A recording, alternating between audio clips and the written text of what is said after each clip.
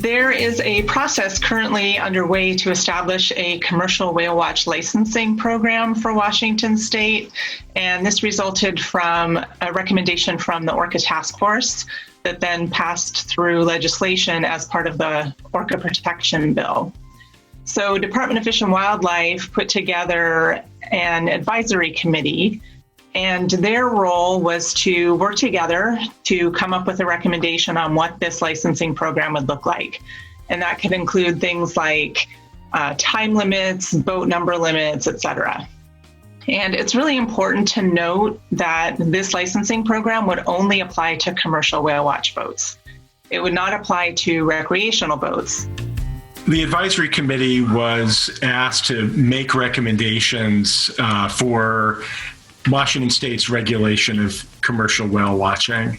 The state brought together representatives from the conservation community, scientists, and members of the Pacific Whale Watching Association, with the hope that this group would come up with consensus recommendations that would become the basis of regulation. Unfortunately, after several months of meetings, the group did not arrive at consensus.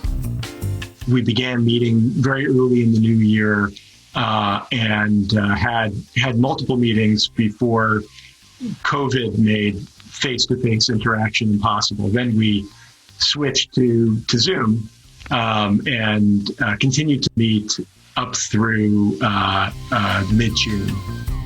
The main difference had to do with whether or not whale watching boats play a sentinel role and help educate and model proper behavior to recreational boaters. Ultimately, there were 2 proposals that were submitted to an independent science panel for their review.